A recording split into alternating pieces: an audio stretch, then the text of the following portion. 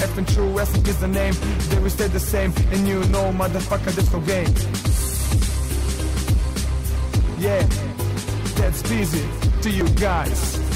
Respect.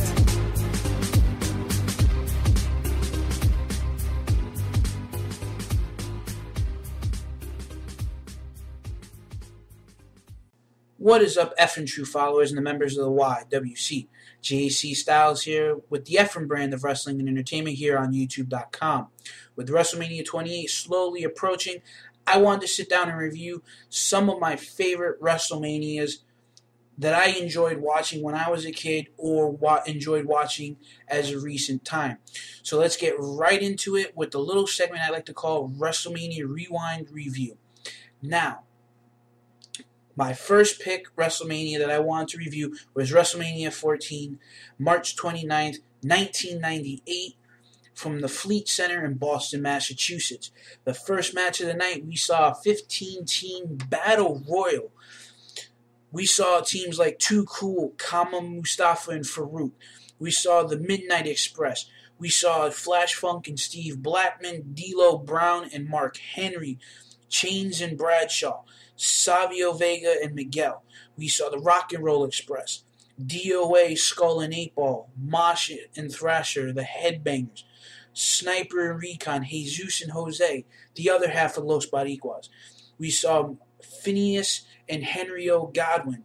We saw the Quebecers. We saw the return and reuniting of LOD. And when I mean reunited, going into this event, we saw Hawk undergo several problems. He had some demons he had to overcome, which sidelined him. He was drinking a lot. He was showing up to matches, not dressed in and just plain civilian clothes with his LOD face paint and the helmet. So they took some time off to get him some help. He went to a rehabilitation clinic, drug and alcohol rehabilitation center. He came back and they teamed back up to that night, March 29th, 1998, with new manager Sonny to win the 15-team Battle Royal for the number one contendership for the WWF Tag Team Championships. Then we moved into the next match of the night, which was the WWF Light Heavyweight Championship. Now, for those who haven't watched a lot of wrestling, who just recently got into watching wrestling, WWF had its own version of the cruiserweights back in the 90s. It was called the Light Heavyweight Division. It's something similar of what the Cruiserweight Championship was in WCW. A lot of people want to thank Eric Bischoff for bringing that wrestling to the United States, but it was more Paul Heyman. But with WCW being on a primetime network Monday nights, it got more airtime for those guys to get out there on television and showcase their talent. But because of Paul Heyman, we got to see guys like Eddie Guerrero, Chris Benoit, Chris Jericho, Rey Mysterio, Super Crazy, Tajiri, and so many others embrace the different forms of the wrestling at that time.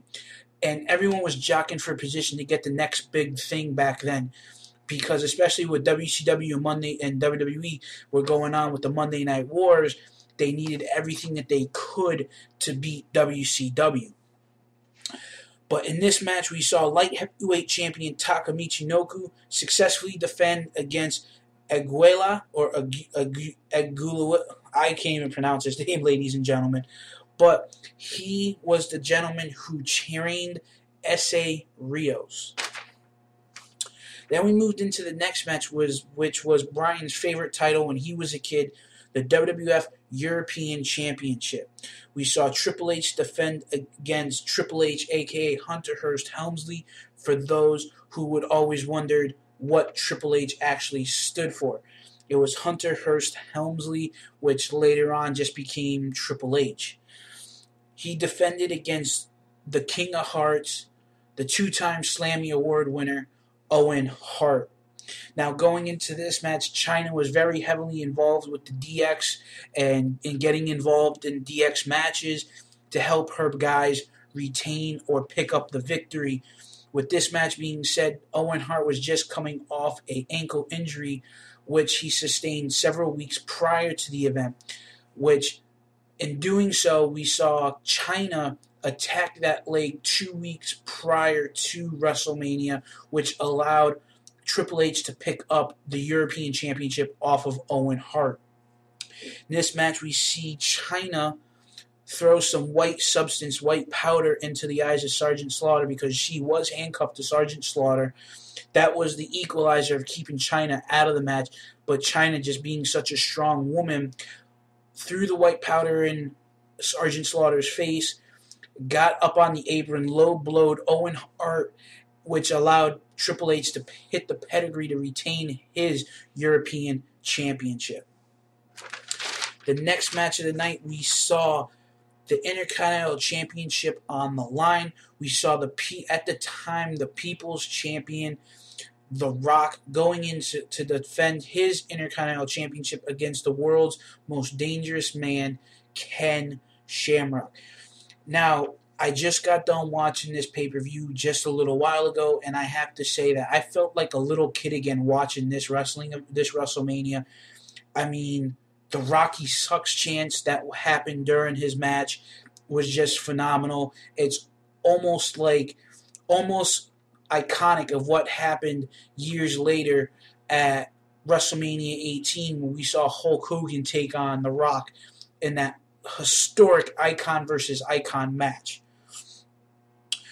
But in doing so, we saw Ken Shamrock pick up the win in the Intercontinental Championship, but with not relinquishing the submission hold, the ankle lock. It forced the refs to reverse the decision and award the match by disqualification to The Rock. Then we saw the first ever WrestleMania dumpster match, which took place between the defending tag team champions, the New Age Outlaws, and Cactus Jack and Chainsaw Charlie, which was a.k.a. Terry Funk. Now, going into this match, they battled all over the place. Pre-match, the build-up storyline going into this match was that DX, Triple H, and Shawn Michaels turned around and says that they have to do something so major to become very popular in this business, to become big. What they did was they locked Chainsaw Charlie and Cactus Jack in a dumpster and pushed it off the entrance stage through two tables, which sidelined Cactus Jack and Chainsaw Charlie for just a little while pre-WrestleMania 14. We see them fight all over the Fleet Center, which doing so, the object of the match was you had to throw your opponents into the dumpster and close the lid. Almost like a casket match, but a dumpster match. This match was a very good back and forth match, a lot of action. This was a hardcore match, anything goes. We saw everything but the kitchen sink basically brought into play. We saw the fight break out backstage, or continue backstage. We see Chainsaw Charlie, Terry Funk, throw Road Dogg and Billy Gunn into the dumpster and went and grabbed the forklift to hold down the dumpster lid, which allowed them to pick up the WWF World Tag Team Championships. Then we saw brother versus brother. Yes, Undertaker versus Kane for the first time. The second time would take place at WrestleMania 20. Wink, wink. And going into this match, Undertaker was 6-0. There was a lot of build-up because a year prior to WrestleMania at Bad Blood, not at Bad Blood, several years prior to this event, we saw Kane debut and pretty much basically, try to egg Undertaker on and try to egg Undertaker to fight him. Undertaker really didn't want to fight his younger brother Kane. Kane was severely burned in a accident at their home, which scarred Kane for life. Undertaker thought that his brother and his parents were killed in the fire that broke out, and that was not the case. Paul Bearer secretly raised Kane behind the scenes to seek revenge against his brother Undertaker for burning him and scarring him. We see Undertaker go undefeated. Obviously, there's no really spoiling that because the guy's 18-0 right now, or 19-0. But at this point in time, he was 6-0 going into this match, picking up the win, which made him 7-0. The next match and your main event of the evening was the WWF Championship match, which was HBK Shawn Michaels defending the WWF Championship against the 1998 Royal Rumble winner, Stone Cold Steve Austin, with Mike Tyson, your 2012 Hall of Fame inductee, as the special guest enforcer. Now, after the Royal Rumble, Mike Tyson was a very huge Stone Cold Steve Austin fan. He was even there the night Austin won the Rumble. And during the whole build-up from Royal Rumble all the way to WrestleMania, there was a lot of guest spots, a lot of back and forth between Austin and Shawn Michaels. We saw Tyson join DX to kind of help Shawn retain the title at WrestleMania against Austin. And it was just a pretty good storyline. I mean, DX joined DX. At the end, he wound up screwing over Shawn Michaels, which he didn't really screw him over. Shawn Michaels went for the super kick. Austin grabbed his foot, spun him around, hit him with a stunner. With the referee being down, Tyson had to get into the ring and count the 1, 2, 3. Post-match, we see Tyson holding up the banner of Austin 316 t-shirt, and Shawn snatches the shirt and says, "You're supposed to be DX. You're supposed to back me up and be there for me." And he pushes Tyson around, and then Tyson just goes and decks Shawn Michaels. Now, for a lot of people that have read the Shawn Michaels book, Heartbreak and Triumph, the true story of the HBK, I think it was, where he's up on top of the ladder and he's reaching up. At that exact moment, building up to that punch, Shawn said to Tyson, "Mike, hit me as hard as you can."